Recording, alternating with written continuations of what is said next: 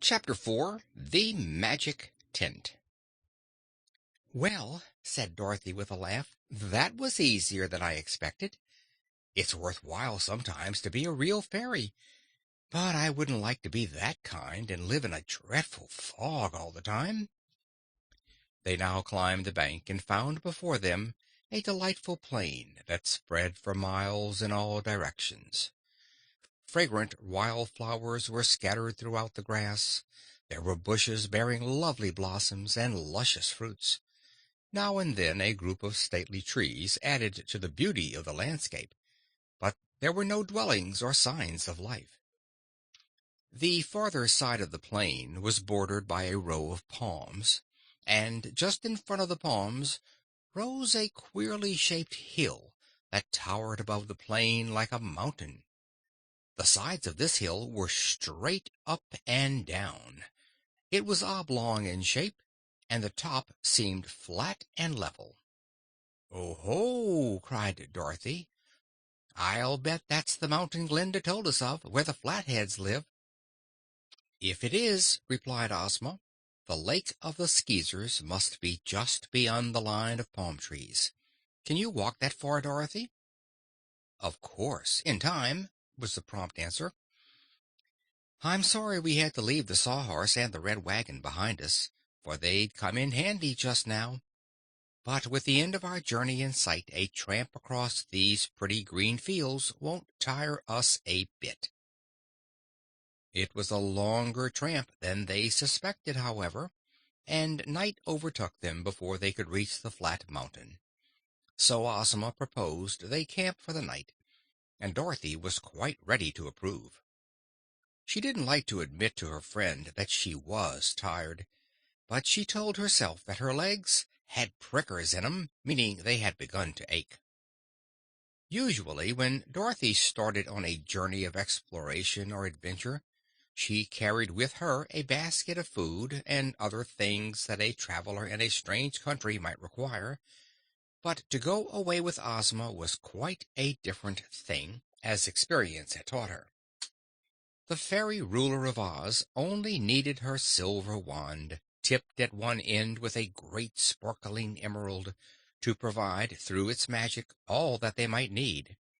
Therefore Ozma, having halted with her companion and selected a smooth, grassy spot on the plain, waved her wand in graceful curves and chanted some mystic words in her sweet voice, and in an instant a handsome tent appeared before them.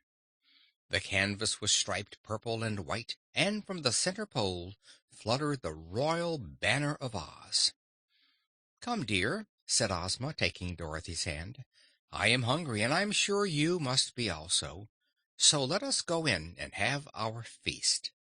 On entering the tent, they found a table set for two, with snowy linen, bright silver, and sparkling glassware, a vase of roses in the center, and many dishes of delicious food, some smoking hot, waiting to satisfy their hunger.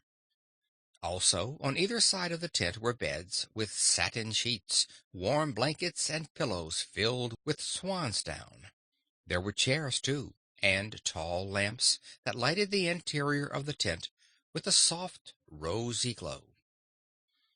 Dorothy, resting herself at her fairy friend's command and eating her dinner with unusual enjoyment, thought of the wonders of magic.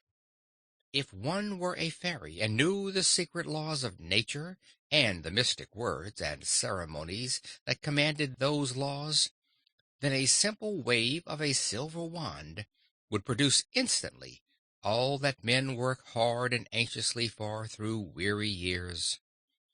And Dorothy wished, in her kindly, innocent heart, that all men and women could be fairies with silver wands, and satisfy all their needs without so much work and worry, for then, she imagined, they would have all their working hours to be happy in. But Ozma, looking into her friend's face and reading those thoughts, gave a laugh and said, "No, no, Dorothy, that wouldn't do at all. Instead of happiness, your plan would bring weariness to the world. If every one could wave a wand and have his wants fulfilled, there would be little to wish for. There would be no eager striving to obtain the difficult, for nothing would then be difficult, and the pleasure of earning something longed for, and only to be secured by hard work and careful thought, would be utterly lost. There would be nothing to do, you see, and no interest in life and in our fellow creatures.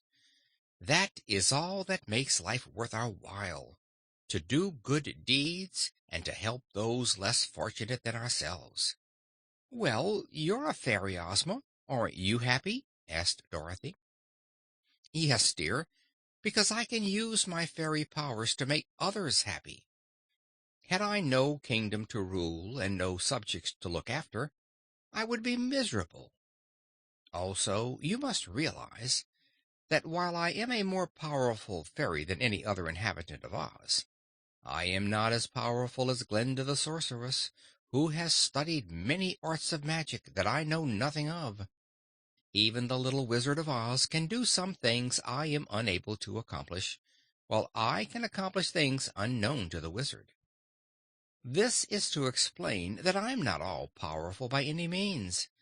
My magic is simply fairy magic, not sorcery or wizardry. All the same, said Dorothy, I'm mighty glad you could make this tent appear, with our dinners and beds all ready for us. Ozma smiled. Yes, it is indeed wonderful, she agreed. Not all fairies know that sort of magic, but some fairies can do magic that fills me with astonishment. I think that is what makes us modest and unassuming, the fact that our magic arts are divided, some being given to each of us. I'm glad I don't know everything, Dorothy, and that there are still things in both nature and in wit for me to marvel at. Dorothy couldn't quite understand this, so she said nothing more on the subject, and presently had a new reason to marvel, for when they had quite finished their meal, table and contents disappeared in a flash. "No dishes to wash, Ozma," she said with a laugh. "Huh, I guess you'd make a lot of folks happy if you could teach 'em just that one trick." For an hour Ozma told stories and talked with Dorothy about various people in whom they were interested. And then it was bedtime, and they undressed and crept into their soft beds and fell asleep almost as soon as their heads touched their pillows. End of chapter 4.